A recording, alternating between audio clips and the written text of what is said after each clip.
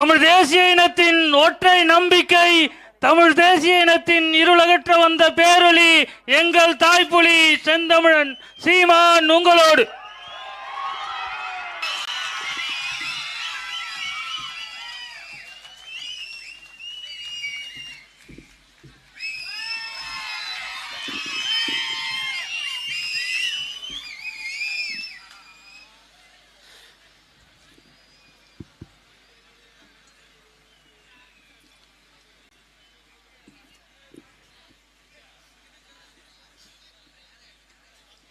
எங்களின் உயிரோடும் உணர்வோடும் கலந்து வாழுகின்ற அன்பு உறவுகள் அனைவருக்கும் வணக்கம்.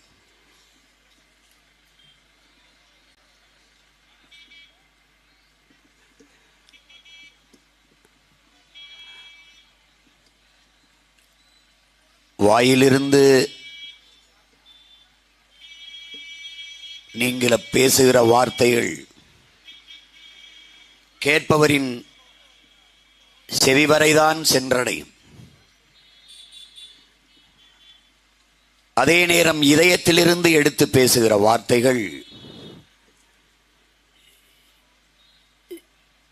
செவியில் சேர்ந்து அதை கடந்து கேட்பவர்களின் சிந்தனைக்குள் சென்று செயலாக்கம் பெறும் என்கிறார் அண்ணல் காந்தியடிகள். அதனால்தான் உங்கள் பிள்ளைகள் இதயத்திலிருந்து வார்த்தைகளை எடுத்து எடுத்து பேசுகிறோம். இந்த உலகில் எப்படிப்பட்ட மாறுதலை கொண்டு வர நீ நினைக்கிறாயோ அந்த மாறுதலை நீ உன்னிடத்தில் இருந்து தொடங்கு என்கிறார் அண்ணல் காந்தியடிகள்.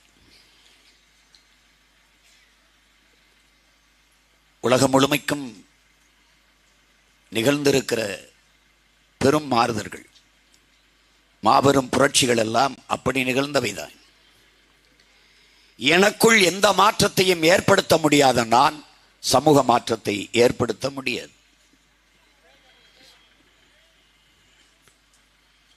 என் தாய்மொழியில் பிறமொழி களவாமல் நான் பேச வேண்டுமா என்றால் நான் தான் பேச வேண்டும்.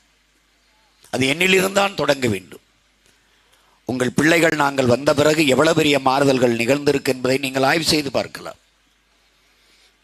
சந்தோஷம் என்று சொல்லிக் கொண்டிருந்த திரைப்பட உரையாடல்களில் மகிழ்ச்சி வந்ததற்கு காரணம் நான் தான். சூப்பர் என்று சொல்லிக் கொண்ட இடத்தில் சிறப்பு என்ற வார்த்தை பதிவாவதற்கு காரணமும் நான் தான். தொடக்கத்தில் எள்ளி நகையாடுவார்கள், ஏசுவார்கள், பேசுவார்கள், கேலி பேசுவார்கள். ஆரம்பத்தில் எந்த ஜில்லா என்று கேட்டார்கள், பிறகு எந்த டிஸ்ட்ரிக்ட் என்று கேட்டார்கள். இப்போது யாராவது கேட்கிறார்களா? எந்த மாவட்டம் என்றுதான் கேட்பார்கள். மாறுகிறது. நாங்கள் வருவதற்கு முன்பு லைவ் தொலைக்காட்சிகளில், இப்போது நேரலை. நாங்கள் வருவதற்கு முன்பு பிரச்சாரம், இப்போது பரப்புரை.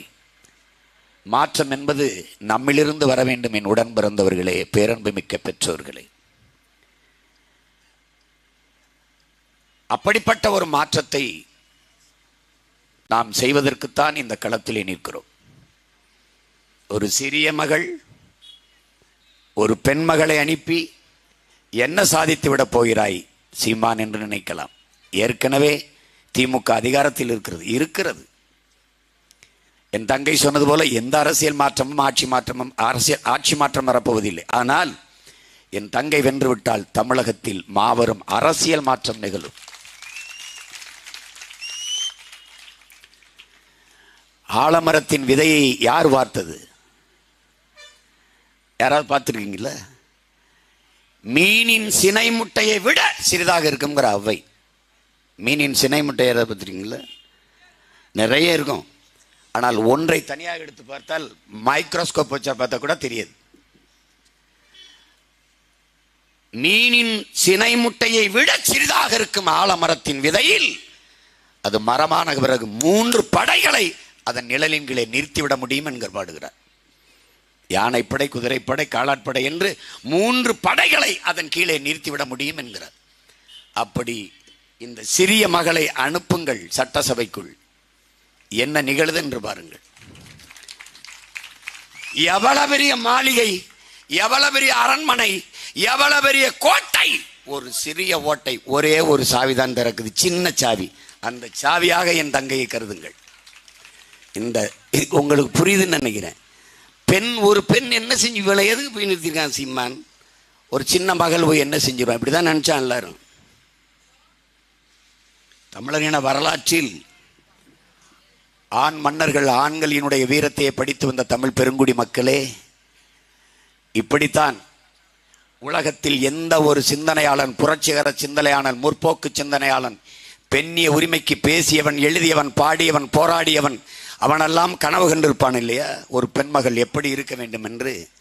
அப்படி பிறந்தவள், இருந்தவள், வாழ்ந்தவள் நம்முடைய வீர பெரும்பாட்டியார் வேலுநாச்சியார் என்பதை அறிவார்ந்த தமிழ் சமூக தம்பி தங்கைகள் மனதில் வைத்துக் கொள்ள வேண்டும்.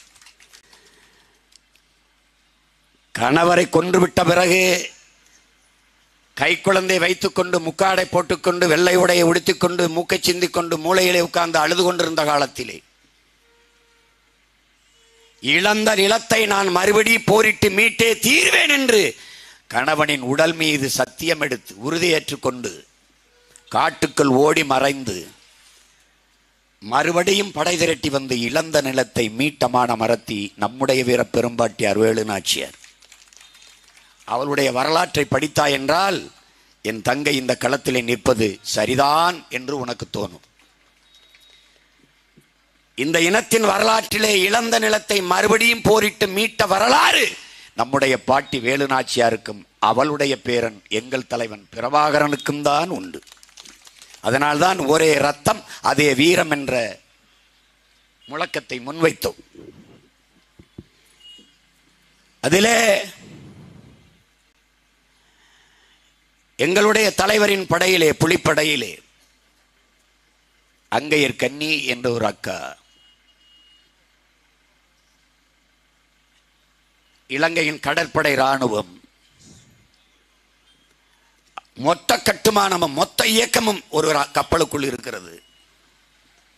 அந்த கப்பலை தகர்க்கணும், அப்பதான் அவனை பலகீனப்படுத்த முடியும். அத்தனை ஆண் வீரர்கள் இருக்கும் போது ஒரு பெண் கரும்புலியை என் தலைவன் தேர்வு செய்கிறார். கரும்புலியை அவரே தேர்வு செய்தது அல்ல, அவர்கள் விரும்பி கேட்பார்கள். நான் என் மண்ணின் விடுதலைக்காக, என் தாயக விடுதலைக்காக நான் என் உயிரை ஈகம் செய்கிறேன், தயவு செய்து என்னை கடும்புலியாக ஏற்றுக்கொள்ளுங்கள் என்று தலைவரிடத்திலே பலமுறை கோரிக்கை வைத்த பிறகு அந்த வாய்ப்பை வழங்குவார். அப்படி அங்கையர் கன்னி அவர்களுக்கு அந்த வாய்ப்பை கொடுக்கிறார். அத்தனை ஆண் போராளிகள் இருக்கும்போது ஒரு பெண்ணுக்கு நடுக்கடலில் நிற்கிறது கப்பல். என் உடன் பிறந்தவர்களே, எண்ணினிமைய தங்க தம்பிகளே, என் அருமை பெற்றோர்களே, நீங்கள் காட்சிப்படுத்தி பாருங்கள். நள்ளிரவு பயணத்தை தொடங்குகிறாள். அவளுக்கு அதற்கு முன்பு 3 நாட்கள் காய்ச்சலாகி விடுகிறது. தனக்கு உடல்நிலை சரியில்லை, காய்ச்சலாக இருக்கிறது என்று தெரிந்துவிட்டால் தலைவர் தன்னை இந்த பணியிலிருந்து நீக்கி விடுவார், வேற யாராவது அனுப்பிவிடுவார் என்று சொல்லவே இல்லை. எனக்கு காய்ச்சல் அடிக்குது என்பதை சொல்லவே இல்லை. அந்த நிலையில் உடனிருந்த சக போராளிகள், தங்கைகள் அவரை கொண்டு கடலில் அனுப்பி விடுகிறார்கள். கொஞ்சம் தூரம் போய் அவர்கள் வணக்கத்தை சொல்லிவிட்டு திரும்பி விடுகிறார்கள். அவள் நீஞ்சுகிறாள். 13 மணி நேரம் கடும் குளிரில் ஒரு பெண்மகள் ஆள் கடலுக்குள் நீந்தி செல்கிறாள். 30 கிலோமீட்டர். எத்தனை கிலோமீட்டர்? 30 கிலோமீட்டர். நீ தனியாக ஒரு மனிதன் யாரும் இல்லாத கடற்கரையில் தனியா அனுப்பியா? ஆனால் கடலுக்குள் உன் அக்கா, ஒரே ஒரு மகள், உடம்பு உள்ளுக்குள் நெஞ்சில குண்டை கட்டிக்கிட்டு ஒருத்தி நீஞ்சி போறா. 30 கிலோமீட்டர் 13 மணி நேரம் நீஞ்சுகிறாள். கடும் குளிரில் ஆள் கடலுக்குள் தனி மனுஷியாது நீஞ்சி போய் இந்த இரவு முடிந்து அந்த பகல் தொடங்குகிற சரியாக 12 மணிக்கு கப்பலுக்குள்ள வச்சு தகர்த்துட்டார்.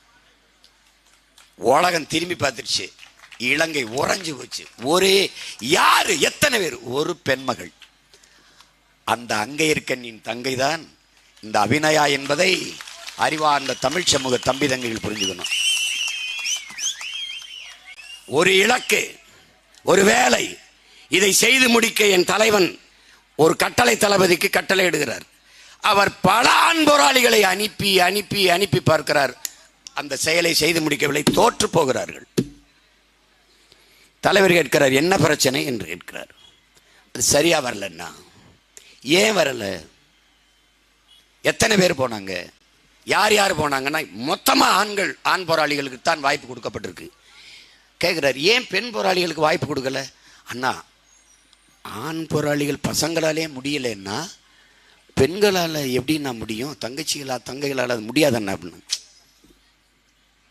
ஏன் கொடுக்கல தான் பேச்சு.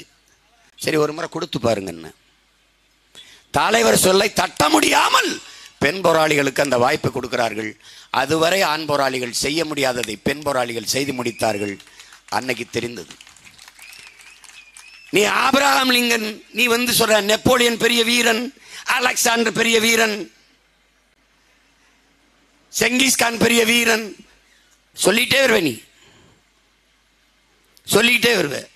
தலைவர் பிரபாகரன் பெரிய வீரன், பூலித்தேவன் பெரிய வீரன், மருதுபாண்டியர் பெரிய வீரன், அழகுமுத்துக்கோன் பெரிய வீரன், சுந்தரலிங்கனார் பெரிய வீரன், பண்டாரவண்டியன் பெரிய வீரன், தீரன் சின்னமலை மாபெரு வீரன், சொல்லிட்டே வருவே. இந்த வீரம் எங்கிருந்து வந்தது? எங்கிருந்து வந்தது?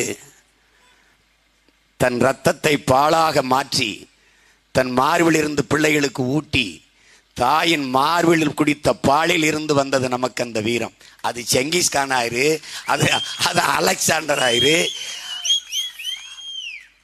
அது நெப்போலியன் ஆயிரு, எவனாயிரு. அப்ப பால் குடிச்ச உனக்கே வீரம் இருக்குன்னா பால் ஊட்டிய தாய்க்கு எவ்வளவு வீரம் இருக்கணும்னு நீ புரிஞ்சுக்க. நம்மை பிரசவிக்கும் போது நம் தாயை தாங்கிய வழியை உலகத்தில் எவனும் தாங்க முடியாது.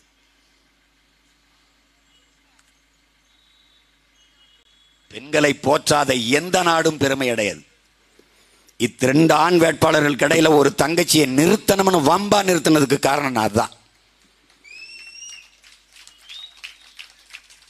நான் வெளிப்படையாக கேட்கிறேன், 3 வேட்பாளர்களை ஒரே மேடையில் நிறுத்தி பேச விடுங்கள். என் தங்கையை வென்று விடுங்கள். நீ போட்டியிலிருந்து விலகிடான்னு நான் கூட்டிட்டு போயிடுறேன். அவ கேட்கிற கேள்விக்கு பதில் சொல்லுங்க, இல்ல நீங்க அவள்கிட்ட கேள்வி கேளுங்க. தமிழ்நாட்டில் இருக்கிற எல்லா அரசியல் தலைவரையும் கூப்பிடுறேன், நானும் வர்றேன். என்னைய பேசி ஜெயிச்சிருங்க, நான் அரசியலை விட்டே போயிடுறேன்.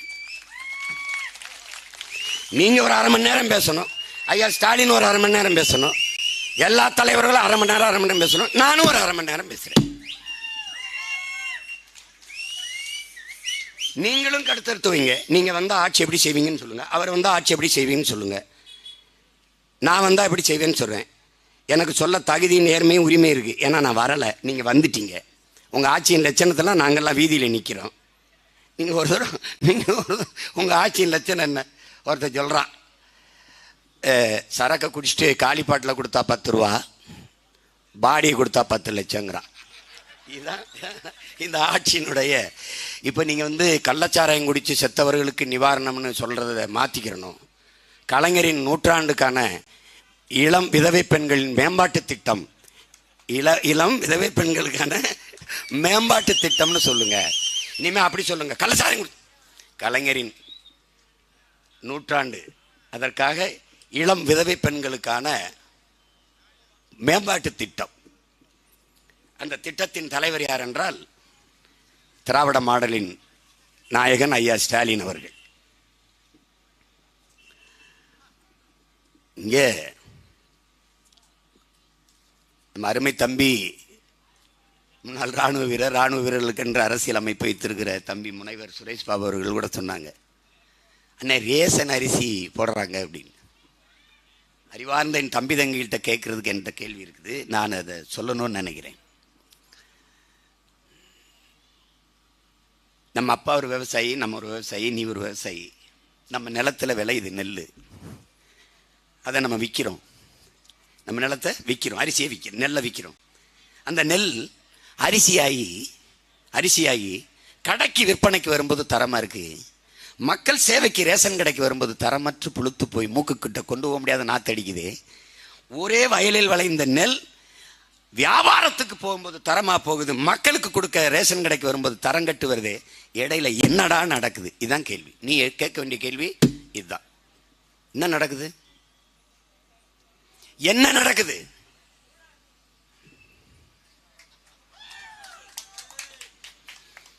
இவர்கள் ரேஷன் அரிசி சாப்பிடுவார்களா? சாப்பிட மாட்டார்கள். ஆனால் தமிழ்நாட்டில் ஒரே ஒரு முதலமைச்சர் ரேஷன் அரிசி சாப்பிட்டான் என்றால் அது நம் தாத்தா பெருந்தலைவர் காமராஜர் அவர்கள் மட்டும்தான்.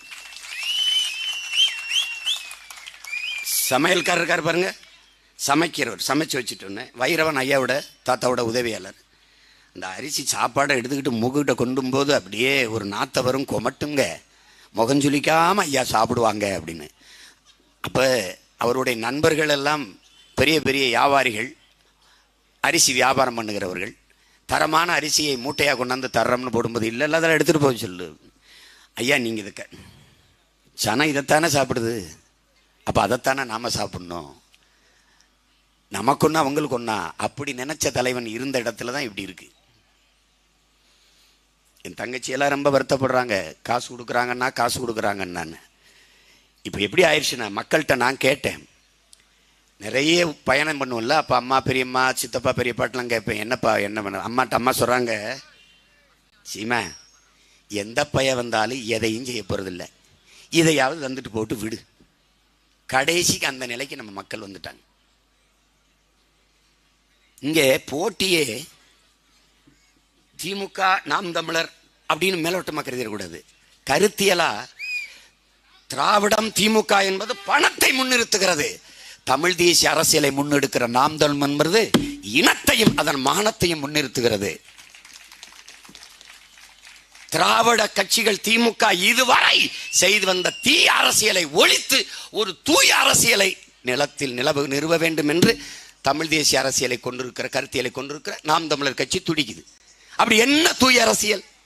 என் தங்கச்சி பேசும்போது சொன்னால, பள்ளிக்கூடத்து வாசல் உட்காந்துக்குவேன், உன் பிள்ளை படிக்குதா, கவுன்சில் பிள்ளை படிக்குதா, சட்டமன்ற உறுப்பினர் பிள்ளை படிக்குதா, இல்ல மாவட்ட செயலாளர் மகன் படிக்கிறானா, பாராளுமன்ற உறுப்பினர் மகன் படிக்கிறானா, மந்திரி மகன் படிக்கிறானா, எந்த அரசு பள்ளி கல்லூரியில் அரசினுடைய அமைச்சர் சட்டமன்ற உறுப்பினர் பாராளுமன்ற உறுப்பினர் மகள் படிக்கிறார், அல்லது அரசு கல்வி கல்லூரியிலே வேலை செய்கிற ஆசிரியர் பேராசிரியர் பெருமக்களின் பிள்ளைகளாவது படிக்கிறார்களா? இல்லை. ஏன்?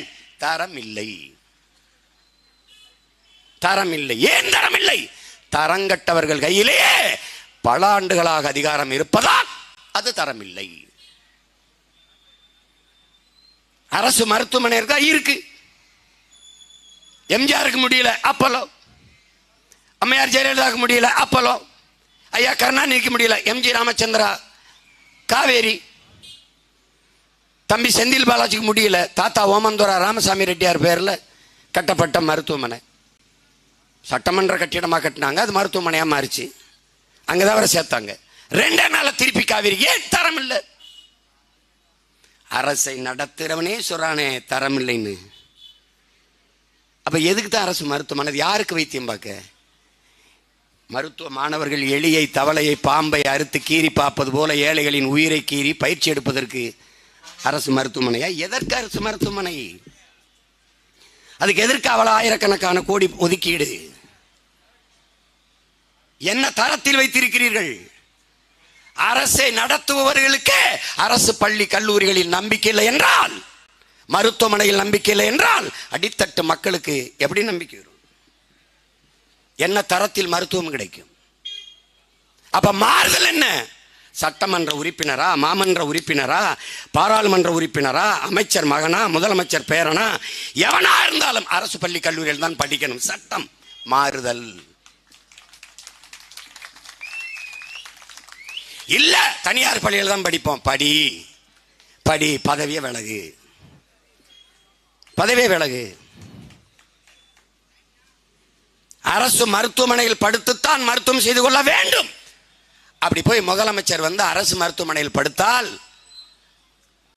ராஜீவ்காந்தி மருத்துவமனையில் இல்லை, நாம வரும்போது அந்த பேரே இங்க இல்லை.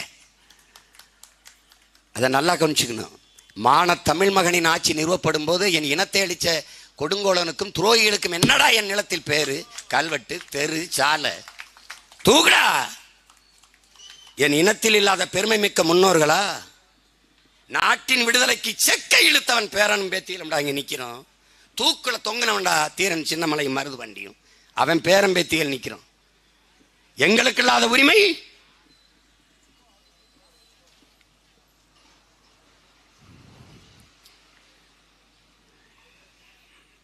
ஏமாந்துட்ட, எச்சரிச்சுக்க, விழிச்சுக்க.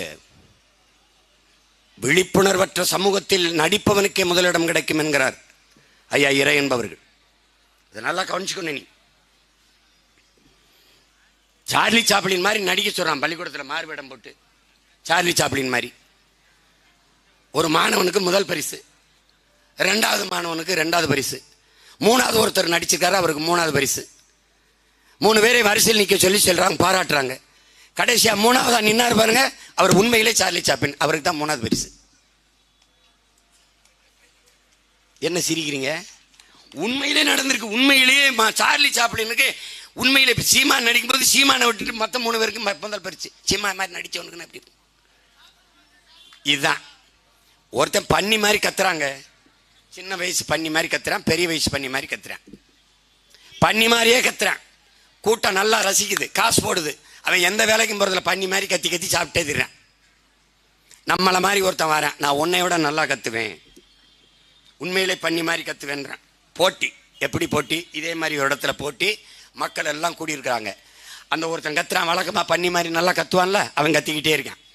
அவனுக்கு பயங்கரமா ஆரவாரம் வருது, விசில் சத்தம் வருது, கைதட்டா ஏன்றான். இந்த உண்மையிலே கத்துறான். இன்னொருத்தன் கத்துறான் பாருங்க, புதுசாக வந்தவன் பண்ணி மாதிரி.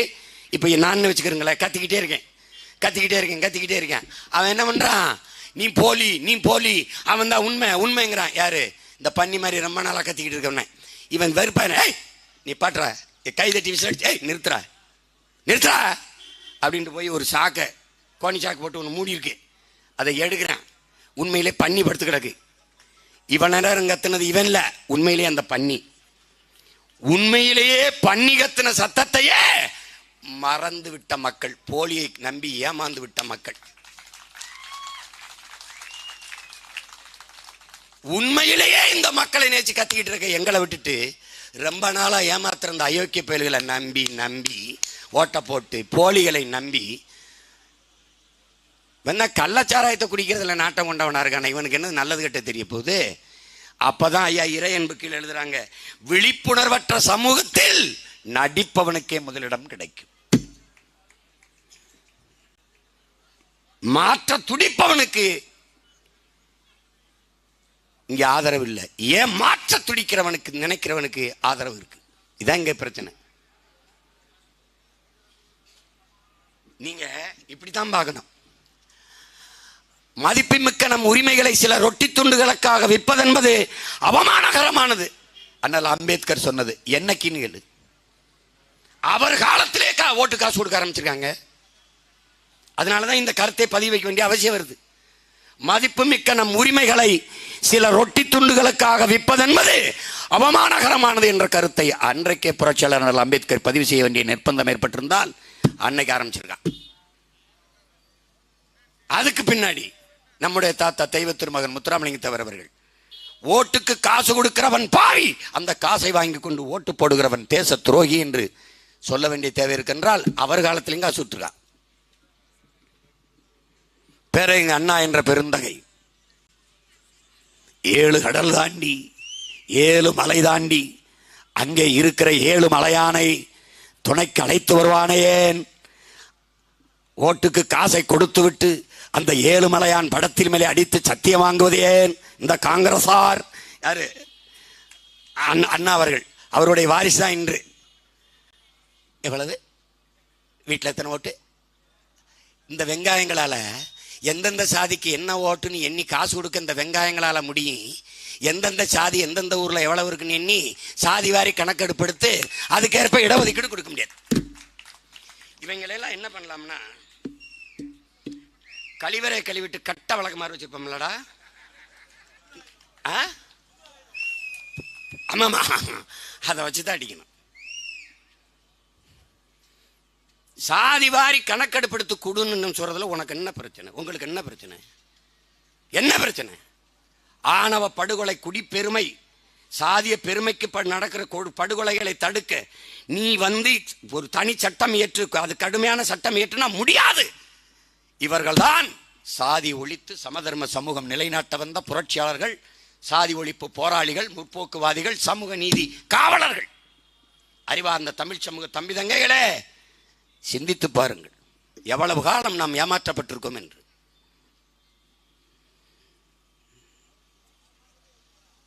சாதியும் மதமும் நம்மளை பிளந்து பிரிக்கும் அந்த உணர்ச்சி.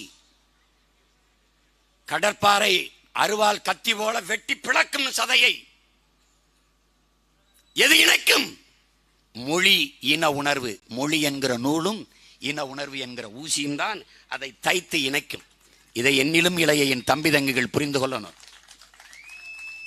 இங்கே பேசுகிற சீமான், இங்கே வேட்பாளராக இருக்கிற அபிநயா உலகம் முழுமைக்கும் சீமான் பேச்சையும் அபிநயா பேச்சையும் காளியம்மாள் பேச்சையும் தம்பி ஜெகதீசன் பேச்சையும் துரைமுருகன் பேச்சையும் இமாயின் பேச்சையும் தங்கை சீதாலட்சுமி பேச்சையும் கேட்கிறார்கள் மக்கள் என்றால், ஒரு தொப்புள் கொடி உறவு, தொப்புள் கொடி உறவு, ஒரு கொடி உறவு இல்ல, மொழி கொடி உறவு, தமிழ் கொடி உறவு தான். அதை கவனத்தில் வச்சுக்கணும்.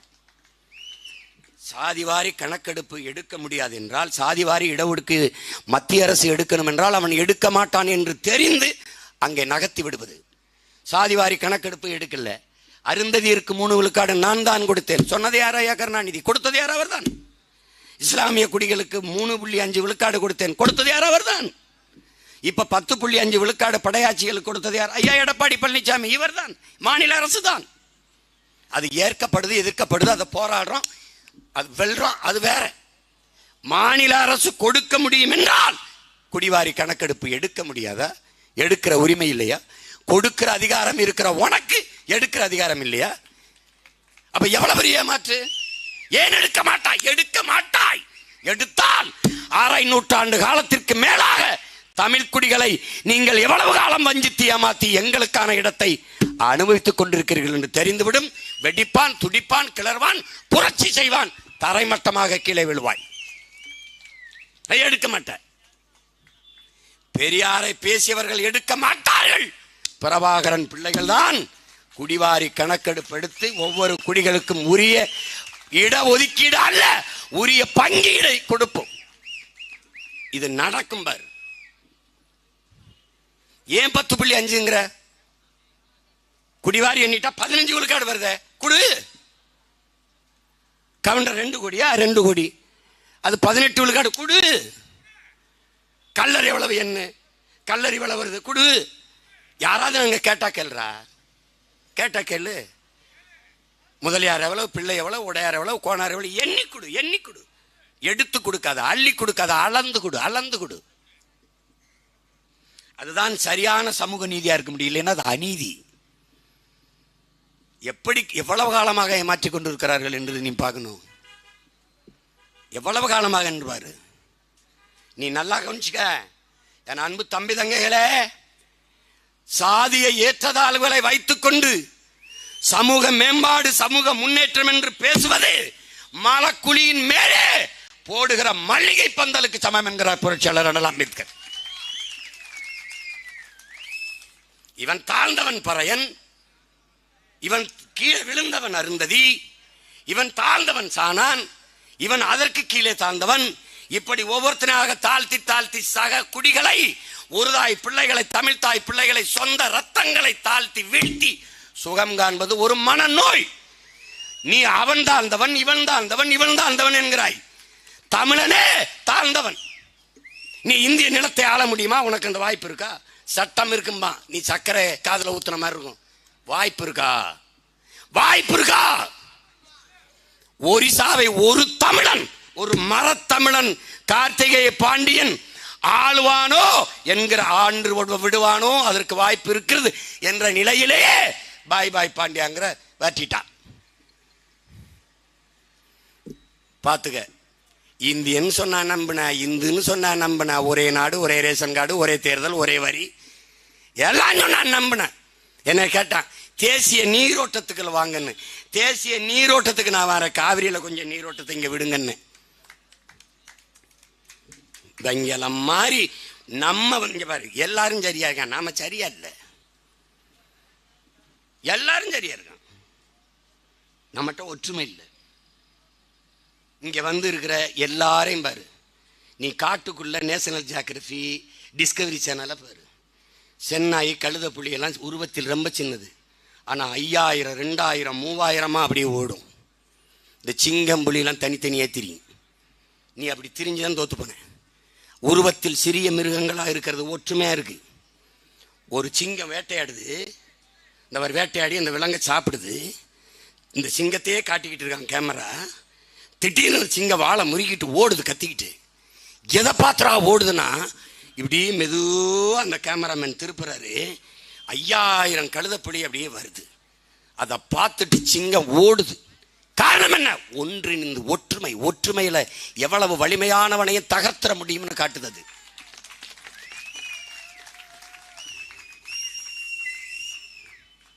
ஏன் நாங்க தனியா நிக்கிறோம்? அவங்க எல்லாம் கூட்டமா திரிவாங்க. நம்ம தாத்தாட்ட போய் முத்துராமலிங்க தாத்த, நீங்க நம்ம சாதிக்கு தலைமை இருக்கணும், நம்ம வயல்கள்லாம் தனித்தனியா திரிறாங்க. போட நாய் பண்ணிலாம் தானே கூட்டம் கூட்டமா திரியும், சிங்கம் தனியா தானே திரும்பி போயிட்டு. அப்படி மற்ற இனங்களுக்கும் தமிழர்களுக்கு வேறுபாடு உடன் பிறந்தவர்களே, அவர்கள் தனித்தனியாக வாழ்வார்கள், ஒருங்கிணைந்து வேலை செய்வார்கள், செயல்படுவார்கள். நாம் ஒன்றாக வாழ்வோம், ஒரே ஊருக்குள் வாழ்வோம், ஒரே நிலத்தில் விளைவதை சாப்பிடுவோம், ஒரே மலையில் ஒரே நீரை குடிப்போம், ஒரே காற்றை சுவாசிப்போம், ஒரே மொழியை பேசுவோம், ஒன்றாக வாழ்வோம், தனித்தனியாக செயல்படுவோம். அதான் நமக்கு இருக்க வீழ்ச்சிக்கு காரணம். இப்படி பாரு, இப்ப படையாட்சி வேட்பாளருக்கு பறையர் போட மாட்டார், பறையர் வேட்பாளருக்கு படையாட்சி போட மாட்டார், தேவர் வேட்பாளருக்கு தேவேந்தர் போட மாட்டார், தேவேந்தர் வேட்பாளருக்கு தேவர் போட மாட்டார். எப்படி தமிழ் இனத்திற்கு அரசியல் வலிமை அதிகாரம் வரும்? இதை நீங்க கேட்டு பார்த்துக்கணும். இந்து தமிழன் இஸ்லாமியம் போட மாட்டார், இஸ்லாமிய தமிழன் இந்து போட மாட்டார், இந்து இஸ்லாமிய தமிழர் கிறிஸ்தவர் போட மாட்டார். எப்படி உனக்கென்று அரசியல் வலிமை அதிகாரம் வரும்? இதனால் தான் சொந்த நிலத்திலே நீ 60 ஆண்டுகளாக அடிமையா இருக்கிறாய். உரிமை இல்லை, ஒண்ணும் இல்லை. கடைசியா என்ன இழந்துட்ட? உணர்வை இழந்துட்ட. உரிமையை இழந்தோம், உடைமையை இழந்தோம், உணர்வை இழக்கலாமா என்ற கேள்வியை நீ எழுப்பி பார்க்கணும். அந்த உணர்வை இழந்ததால் தான் நம்மை எளிதாக பிளந்து பிரித்து திராவிடன் சுகம் கண்டுட்டான், ஆண்டுட்டான். பாத்தியா, உதயநிதி எங்கள் எதிர்காலம் வருங்காலம்ங்கிறான். அப்ப நீ உதயநிதிக்கே நாட்டை கொடுக்க தயாராயிட்ட. எப்படி இருக்கு? நாங்க அக்கா தங்கச்சி அண்ணன் தம்பி எல்லாம் மனு கொடுத்து போராடிட்டு இருக்கணும், முச்சந்தியில் நின்று ஆர்ப்பாட்டம் போராட்டம். அந்த நிலையெல்லாம் வரணும்னு வச்சுக்க சாவோம். ஆனா உங்களை எல்லாம் கொன்னுட்டு தான் சாவோம். கேவலம், கேவலத்தில். தமிழன்னா என்ன அர்த்தம்? மானம், வீரம், அறம், மூன்றும் உயிர். மானம், வீரம், மானம் காக்க வீரம், இது ரெண்டையும் காக்க அறம். அறம் சார்ந்த மறவர்கள் கூட்டம் நாம். அறம் சார்ந்து வாழ்ந்தோம், அறம் சார்ந்து வாழ்ந்தோம். வாடிய பயிரை கண்ட போதெல்லாம் வாடி, பயிருக்கு உயிருக்குன்னு வாடிட்டான வள்ளலார் நம்ம தாத்தா பெருந்தகை. யோசிச்சு பாரு, அரிசி மாவில் கோலம் போட்டான், எல்லாரும் கல்லு மாவளம் போட்டான், இவன் அரிசி மாவில் போட்டான். ஏன்? ஈக்கு எறும்புக்கு ஏரமா இருக்கணும், எறும்பு உணவா இருக்கணும். ஏன்? அறம். அரசியல் பிழைத்தோர்க்கு அறம் கூற்றாகுங்கிறது சிலப்பதிகாரம். அறத்தின் வழி நின்று வாழ்ந்த மறவர்கள். சான்று வேணுமா? கடைசிக்கு நம்ம உயிர் தலைவன் மேதகவி பிரபாகரன் அவர்கள். அவன் வானூர்தியில செஞ்சோலையில குண்டை போட்டு 61 குழந்தைய கொண்டு விட்டான். இவர்கிட்டையும் வானூர்தி இருந்தது, பறந்து போய் அவன் பள்ளிக்கூடத்தில் போட்டு கொண்டிருக்கலாம், செய்யலையே. அறம் சார்ந்து வாழ்ந்த மறவன் பிரபாகரன். நம் பிள்ளைகளை பல ஆயிரம் பேரை சிங்கள ராணுவ வீரர்கள் வன்புணர்வு கட்டாயமாக வன்புணர்வு செய்து கற்பழித்து கொலை செய்தார்கள். பதிலுக்கு பதில், பழிக்கு பழி என்கிற நோக்கிலே ஒரு சிங்கள பெண்ணின் தாவணியை கூட விடுதலை புலி மறவனோ தமிழில மகனோ தொட்டதில்லை. காரணம், அறம் சார்ந்து வாழ்ந்த மறவர்கள். அந்த மறவர் கூட்டத்தில் வந்த நீ 5க்கும் 10க்கும் அரிசிக்கும் வேட்டிக்கும் 500க்கும் 1000க்கும் கையேந்தி நிற்கிறது கேவலம். காலம் பூரா உழைக்கிற ஒரே ஒரு பண்டிகை, உன் இனத்தின் பண்டிகை பொங்கல். அதுக்கு 1 கிலோ அரிசி இல்லை உன்கிட்ட, 1 கிலோ வெல்லம் இல்லை, 1 கிலோ சர்க்கரை இல்லை, ஒன்றும் இல்லை, 1 முளை கரும்பு இல்லை. இதுக்கு அவங்க 1 கிலோ அரிசி, 1/2 கிலோ சர்க்கரை, 1 முளை கரும்பு, அதோட 1 முளை கயிறு போட்டு தூக்கி தொங்கல போக வேண்டியது, தூக்கிட்டு தொங்கிட்டு போக வேண்டியது. இதுக்கு ஆண்டுதோறும் பொழுது கிளம்பும் போது கிளம்பிட வேண்டியது, பொழுது சாயிற வரை உழைக்க வேண்டியது. கண்ணு மொழி பிதுங்கி, கண்ணச்சதை தொங்கி, உடம்பெல்லாம் வேர்வப்பா பூக்க, காலில் வெடிப்பு வெடிக்க, உழைச்சி வீட்டில் கரைச்சி படுத்து. நீ என்னைக்காவது ஒரு நாள் உனக்கு 1000 ரூபா கொடுக்குறான்ல, இப்ப என்னோட கணக்கு 20,000 கொடுக்க வைக்காம நான் போக மாட்டேன். உனக்கு ஒரு ஓட்டுக்கு அவங்க ஒரு 5000 இப்போ வரைக்கும் 15000 வரைக்கும் கொடுக்கலாம்னு முடிவு பண்ணியிருக்காங்கங்கிறாங்க. நமக்கு தெரிஞ்ச சுற்று வட்டாரங்களில் நமக்கு வர்ற தொடர்பு, நமக்கு வர்றதுல ஒரு 15 வரைக்கும் கொடுக்கலாம்னு இருக்கோம் அப்படின்னு. இன்னும் ஒரு 5 சேர்த்து கொடுக்க வச்சிட்டோம்னா ஏதோ நம்மளால் முடிஞ்சுது. இருக்கிறவன்கிட்ட எடுத்து இல்லாதவனுக்கு கொடுக்கணும். நம்மகிட்ட இல்லை, இருக்கிறவனே கொடுக்க வச்சிருவோம். காசை கொடுக்கும்போது நான் வாங்கிக்கிறேன், காசை கொடுங்க வாங்கிக்கிறேன், கையை பிடிச்சிக்க விட்டுறாத போயிடுவான். கையை பிடிச்சிக்கிட்டு காசை கொடுங்க வாங்கிக்கிறேன். நான் தினம் உழைக்கிறேன், வேலைக்கு போகிறேன், முட்டை தூக்குறேன், கரும்போட்ட போகிறேன், களவரிக்க போகிறேன், காட்டு வேலைக்கு போகிறேன், ஆடு மாடு மேய்ச்சி எல்லாம் பண்ணுறேன், இது பண்ணுறேன். எனக்கு வந்து காசு இல்லை. இந்த வேலையெல்லாம் செய்கிறேன். நான் வாழைக்கு மண் நினைக்கிறேன், வாழைத்தார் வெட்ட போகிறேன், எல்லாம் குளித்தனா வேலைக்கு போகிறேன், என்கிட்ட காசு இல்லை. நீ ஒரு வேலையும் செய்யாத, நீ இவ்வளோ ஆயிரக்கணக்கான ரூபாய் என்கிட்ட கொடுக்குறியே, உழைக்கிற எனக்கிட்ட இல்லாத காசு உழைக்காத உன்ட்ட எப்படி வந்தது? அந்த கேள்வியை மட்டும் கேள்வி. இந்த இடத்தில் உனக்கு ஒரு கேள்வி பிறக்கும், அதுக்கு பதிலும் வரும். எப்படி வந்தது? அதுதான் என் உடன் பிறந்தவனே சுரண்டல், வர்க்க சுரண்டல். அடித்தட்டு உழைக்கும் மக்களின் உழைப்பை சுரண்டி கொழுக்கிற அந்த சுரண்டல், அதுதான்.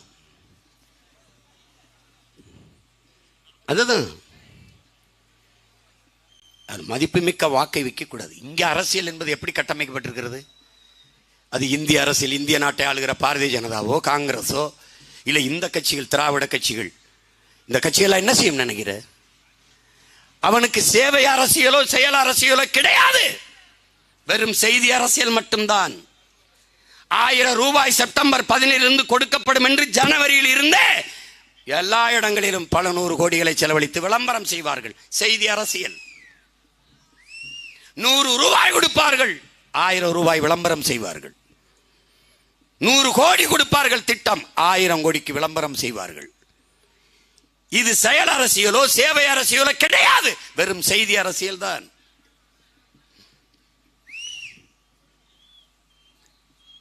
ஒரு நல்ல ஆட்சி கொடுத்தவர்கள் என் தங்கை அபிநயா கேட்கிற மாதிரி ஓட்டு காசு கொடுக்க வேண்டிய தேவையே இல்லையே. இப்ப நாங்க பேசுறோம்ல மணிக்கணக்கா, இந்த 3 ஆண்டுகளில் நான் வந்து கல்வியின் தரத்தை இவ்வளவு உயர்த்தியிருக்கேன். அரசு பள்ளி கல்லூரிக்கு வர்ற மாணவர்களின் எண்ணிக்கையை இவ்வளவு பெருக்கியிருக்கோம், தரம் உயர்த்தி இருக்கிறோம். 50,000 பேர் தமிழ் தேர்வு எழுதவே வரல, தாய்மொழி தேர்வு எழுதவே வரல.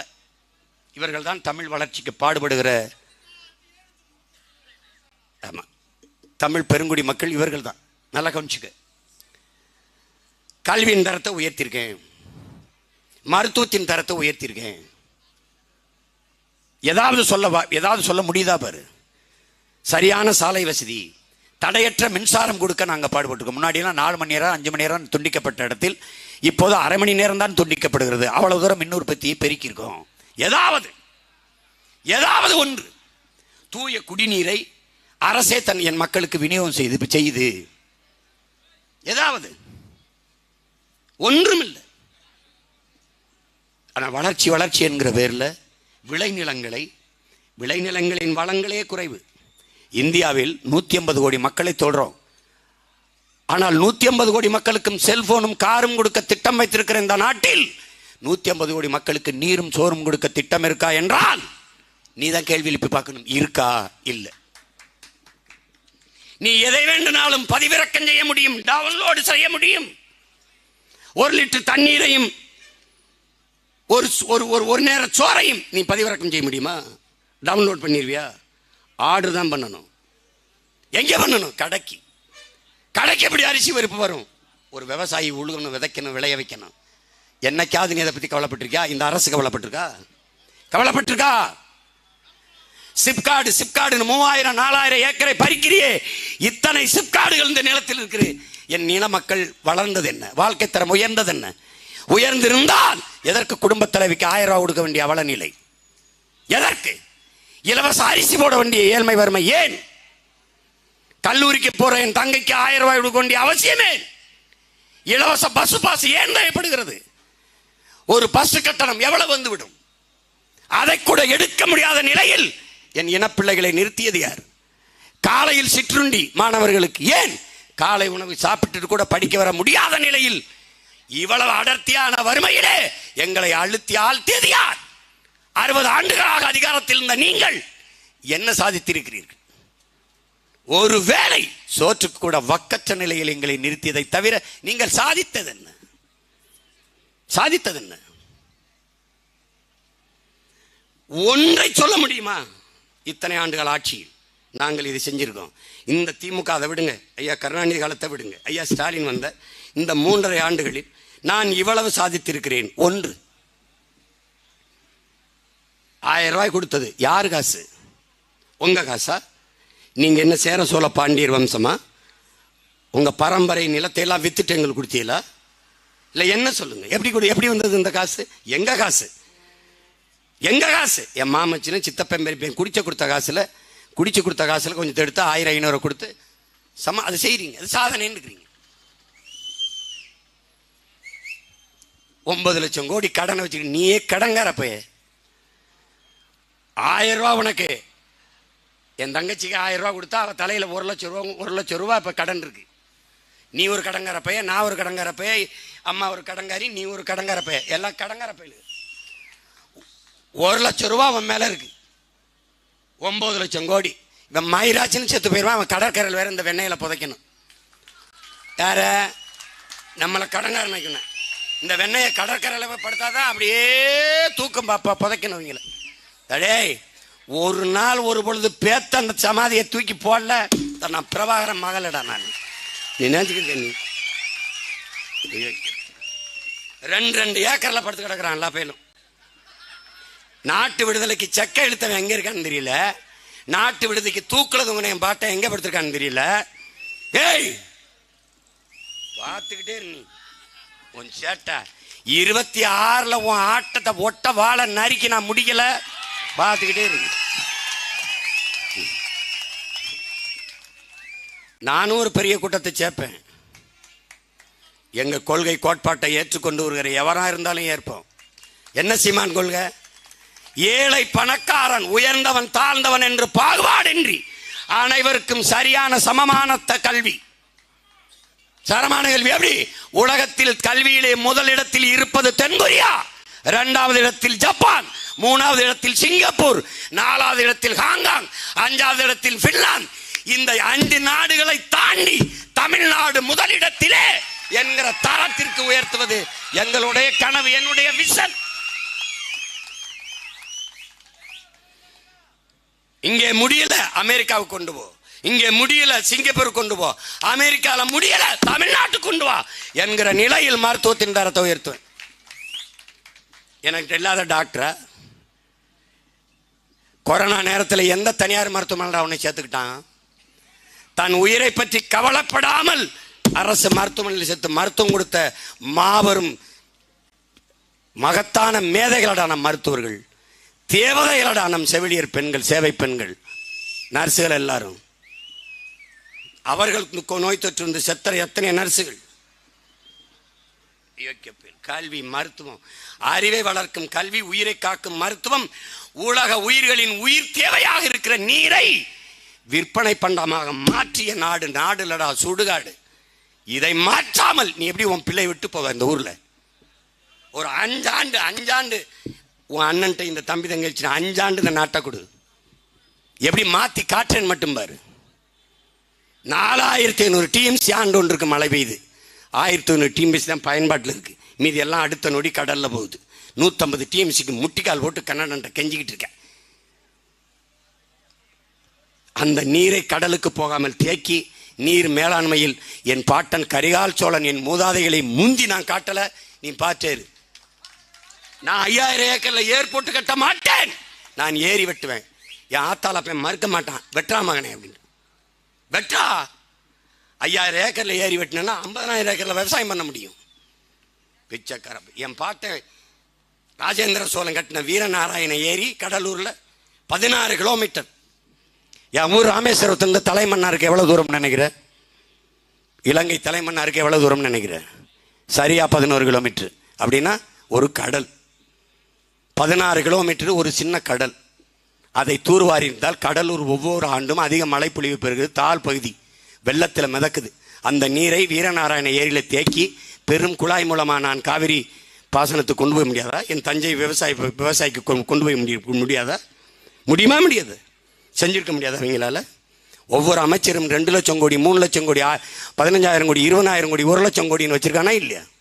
சொல்லு, இருக்கா இல்லையா? அதை மட்டும் சொல்லு. எல்லாத்துக்கும் காசு இல்லை. ஓட்டு கொடுக்க 5,000, 10,000, 15,000 எப்படா வருது? எதையுமே சிந்திக்கிறது இல்லையா நம்ம? உனக்கு எப்போ தான் கோபம் வரும்னு சொல்லு. உனக்கு எப்போ கோபம் வரும்னு சொல்லு. எதை கண்டு நீ ஆத்திரப்படுவ? அநீதியை கண்டு அச்சம் கொள்ளாமல் துணிந்து போராடுகிறவன் எவனோ அவனை உண்மையான ஜிகாத்துங்கிறார் நபிகள் நாயகம். இந்த இஸ்லாமிய பெருமக்கள் எனக்கு போட்டா மோடி வந்துருவார்ன்ற. எனக்கு போட்டா நான் தான் வருவேன். அம்மா அம்மா எனக்கு போட்டா நான் தான் வருவேன். எனக்கு போட்டா மோடி வர மாட்டார். இந்த விக்கிரவாண்டி தேர்தலில் என் தங்கை அபிநயாக்கு போட்டாலும் மோடி வந்துருவார். அம்மா சொல்லுங்கப்பா. கிறிஸ்தவ பெருமக்களே, இஸ்லாமிய சொந்தங்களே, நீங்க சொல்லுங்க. இந்த தேர்தலே நீங்க எனக்கு ஓட்டு போட்டீங்கன்னா நாம் தமிழர் கட்சிக்கு என் தங்கை அபிநயாவுக்கு போட்டா மோடி வந்துருவாரு, பிஜேபி வந்துருமா? இது எந்த மாதிரியான ஒரு சிந்தனை? அவன் ஏமாத்துறான்னு தெரியுது. எப்படி நம்ப முடியுது? பல ஆயிரம் ஆண்டுகளா ஆடை வெட்டுறாங்க. ஆனா ஆடு வெற்றவனே நம்புதுங்க. இதாங்க இந்த திராவிட ஏமாத்துறான்னு தெரியுது, திருட்டு பையன்னு தெரியுது. அதுல இந்த கிறிஸ்தவ பெருமக்கள் இவன் பாவியா இருந்தாலும் காவியை எதிர்க்க அவன் தான் சரியாக இருப்பான். ரைமிங் டைமிங் இருக்க. காவியை எதிர்க்க பாவியா இருந்தாலும் இவர்கள் சரியா இருப்பார். காவியை எதிர்க்கு பாவியை வச்சு எதிர்க்கிறா, இந்த தூவிய ஆவியை வச்சு எதிர்த்து விடு, அவ்வளவுதானே. கொடுமை கொடுமை. இது ஒரு உளவியல், இது ஒரு உளவியல். படித்தவர்களே உலக அரசியல், சமூக அவலங்கள், இழிவு, இந்த கள்ளச்சாராயம் வித்துல செத்ததில் இதில் கொடுத்ததுல எல்லாம் இந்த ஜமாத்தில் இருக்கீங்க பெரியவர்கள், இந்த பிசப்ப ஆயர்கள், உங்களுக்கெல்லாம் இதில் என்ன கருத்து? அதிகபட்சமாக என்ன பண்ணுவீங்க? சாராயம் குடித்ததிலே அநியாயமாக உயிரிழந்தவர்களுக்காக சற்று ஜெபிப்போம். அதானே நீங்கள் அதிகபட்சமாக செய்கிறது. ரொம்ப நாளா அல்லல் பட்டு அவதி விட்டுற மக்களுக்கு கத்தி கொண்டிருக்கிற சீமானும் அவன் தம்பி தங்களுக்குமா கொஞ்சம் ஜெபிச்சு விடுங்க ப்ளீஸ். Please prayer it. கால கொடுமை தான்.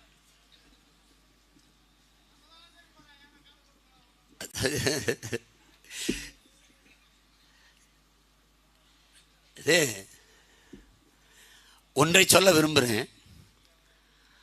குற்றங்களை அம்பலப்படுத்துவது, உண்மையை உறக்க பேசுவது ஒரு நாட்டில் குற்றமாக கருதப்படுமானால் அந்த நாட்டை குற்றவாளிகள் ஆளுகிறான் என்கிறான் எட்வர்டு ஸ்னோடன் வந்து குற்றங்களை அம்பலப்படுத்துவது, இப்படி நடந்துருச்சு, இப்படி கள்ளச்சாரம் பண்ணிச்சு, இப்படி பேசுறது, அப்புறம் உண்மையை சத்தமா பேசுறது எல்லாம் குற்றமாக ஒரு நாடு கருதுனா அந்த நாட்டை குற்றவாளிகள் ஆளுகிறார்கள் என்ற அர்த்தமடாங்கிறான் எட்வர்டு ஸ்னோடன். அது மாதிரி இந்த நாடு எவனாவது பேசிட்டான்னு வச்சுக்கிறீங்களேன், ஏண்டா இரும்பு கரம் கொண்டு நசுக்குனது யாரை நினைக்கிற? கிளிச்சோசியம் பார்த்தவனே,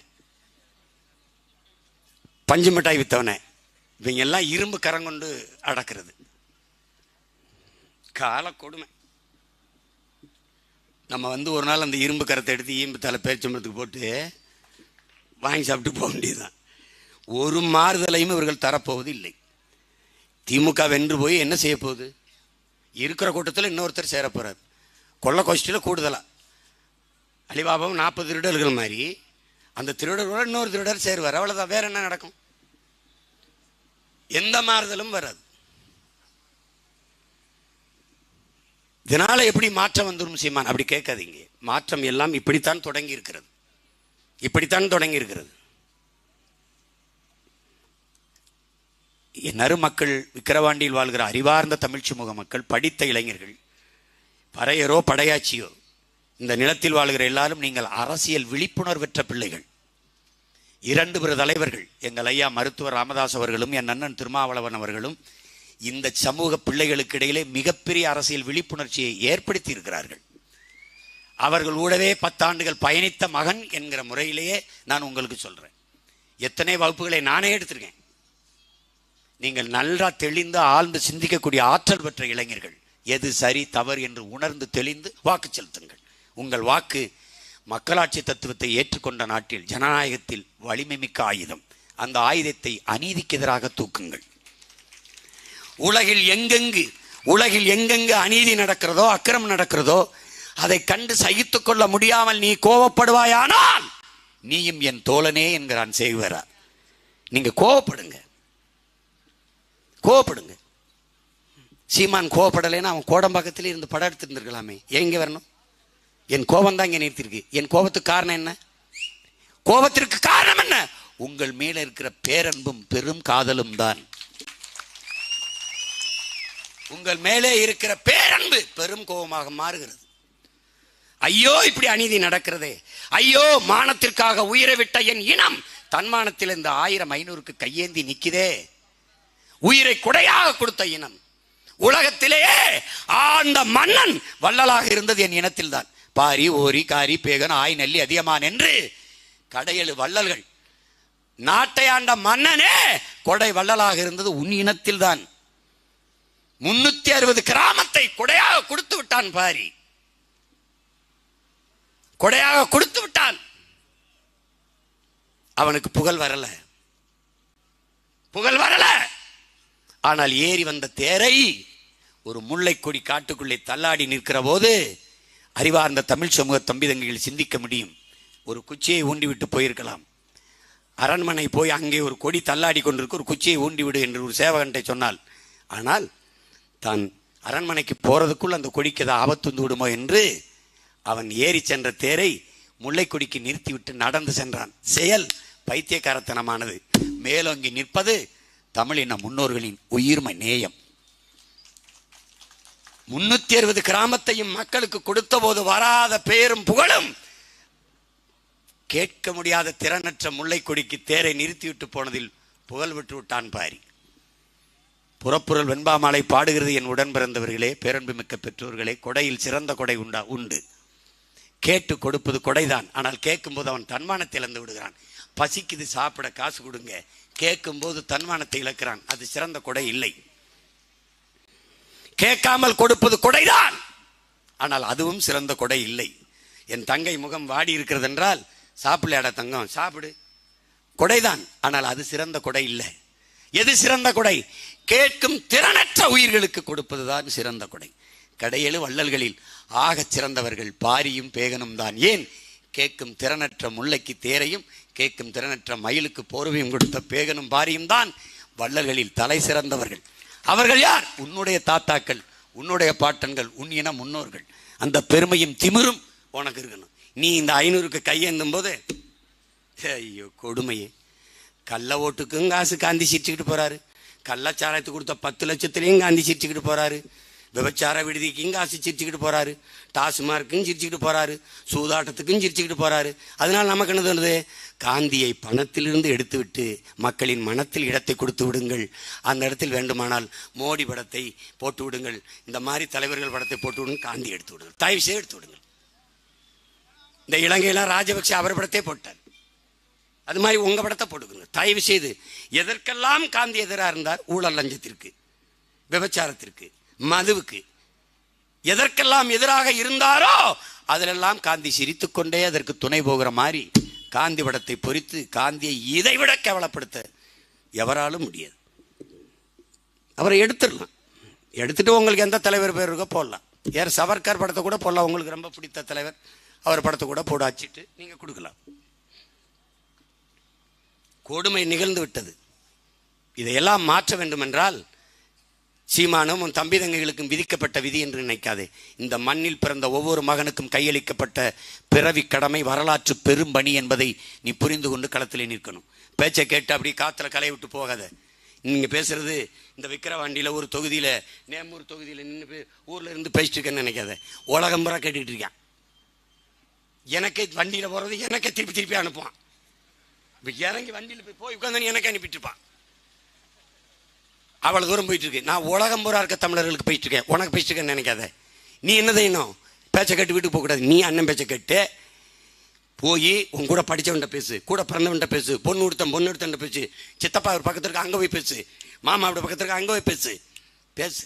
வீட்டை வெல்ல முடியாதவன் நாட்டை வெல்ல முடியாது, தெருவை வெல்ல முடியாதவன் தேசத்தை வெல்ல முடியாது. வேலை செய், எந்த கட்சியிலையும் இரு, ஆனால் நாட்டை மக்களை நேசி. இதை விட்டுட்டா முடியாது. கடைசி தருணத்துக்கு தான் வந்துட்ட. நீ உனக்கு என்ன வச்சிருக்கான்னு நினைக்கிற? குடிக்க நீர், படிக்க கல்வி, பார்க்க மருத்துவம், பார்க்க வேலை, சாப்பிட நஞ்சில்லாத உணவு ஏதாவது இருக்கா? 100 மரணம் எண்ணிப்பார். 90 பேர் புற்றுநோய். என்ன சாப்பிட்டான்? 3 வயசு குழந்தைக்கு ஏன் புற்றுநோய்? சிகரெட்டா, பான் பறக்கா, கஞ்சாவா, சாராயமா? இல்லை. ஏன் புற்றுநோய்? தாய்ப்பால். தாய்ப்பால் ஏன் புற்று? உண்ட உணவு, தாய் உண்ட உணவு நஞ்சாயிருச்சு, பால் நஞ்சாயிருச்சு, 3 வயசு குழந்தைக்கு புற்று. நஞ்சில்லா உணவு, அதுவே நம் கனவு. நம்ம அப்பா நமக்கு சொல்லிட்டு போயிருக்கார். நஞ்சில்லா உணவு யார்? ஸ்டாலின் தர போறாரா? இல்லை உதயநிதியா? இல்லை ஐயா மோடியா? உங்கள் பிள்ளை, உங்கள் மகன், உன் உடன் பிறந்தவன் சீமானும் அவன் தம்பி தங்கைகளாலும் தான் நஞ்சில்லா உணவை தர முடியும். வேளாண்மை கைவிட்ட நாடு பிச்சை எடுக்குது. வேளாண்மைக்கு முன்னுரிமை கொடுக்குமா? வேளாண்மை அரசு பணியாக மாற்றி வேளாண் விளைநிலங்களை உருவாக்கி வேளாண்மையை ஆடு மாடு வளர்த்தல், நாட்டுக்கோழி வளர்த்தல், பட்டுப்பூச்சி வளர்த்தல், மீன் வளர்த்தலை அரசு பணியாக, தேனீக்கள் வளர்த்தலை அரசு பணியாக மாற்றி தற்சார்பு, தாய்மை, பசுமை பொருளாதாரத்தை முன்னெடுத்து வாழ்விடங்களிலேயே அரசு வேலைவாய்ப்பை பெருக்கி நிலமும் வளம் சார்ந்த தொழிற்சாலைகள் வேலைவாய்ப்பு என்று என் நாட்டை உயர்த்த வேண்டும் என்கிற கனவு கொண்ட பிள்ளைகளுக்கு வெற்றியை கையில் எங்கள் என்னுடன் பிறந்தவர்களே. நீ ஒன்றும் செய்ய வேணாம். என் தங்கை அபிநயாவுக்கு வாக்குப்பேட்டில் 2வது இடத்திலே, உண்மையிலே என் தங்கை தான் 1வது இடத்துல இருந்திருக்கணும். இந்த தேர்தல் ஆணையம் அதில் சொதப்பலை பண்ணி விட்டுட்டு 2வது இடத்துல இருக்கா. அவளுக்கு மைக்கு சின்னத்திலே வாக்கு செலுத்தி நீங்கள் வெற்றி பெற செய்யுங்கள். அறிவில் சிறந்த பெருமக்களே, என் அன்பு உடன் பிறந்தார்களே, மாற்றத்தை விரும்பி நிற்கிற மான தமிழ் மக்களே, நாமே மாற்று, நாம் தமிழரே மாற்று என்பதை சிந்தையில் நீங்கள் ஏற்றிக்கொண்டு வருகிற ஜூலை 10ஆம் தேதி நடக்க இருக்கிற வாக்குப்பதிவன்று நீங்கள் மைக்கு சின்னத்திலே, ஒளிவாங்கி சின்னத்திலே வாக்கை செலுத்தி என்னுயிர் தங்கை மருத்துவர் அபிநயா பொன்னிவளவன் அவர்களை வெற்றி பெற வைத்து சட்டமன்றத்திற்குள் அனுப்புங்கள். இது உங்கள் கடமை, ஒவ்வொருவருடைய பொறுப்பு என்று உணர்ந்து செய்யுங்கள். நீங்கள் கட்சியை கடந்து, சாதி மத உணர்ச்சியை கடந்து தமிழின பிள்ளைகளாக நின்று ஒரு தமிழ் மகளை வெல்ல வைத்து உள்ளே அனுப்புங்கள். புரட்சி எப்போதும் வெல்லும். நாளை நமது வெற்றி அதை சொல்லும். நம் இலக்கு ஒன்றுதான், இனத்தின் விடுதலை. தமிழ்தாய் வாழ்க, தலைவர் பிரபாகரன் வாழ்க, நாம் தமிழர்.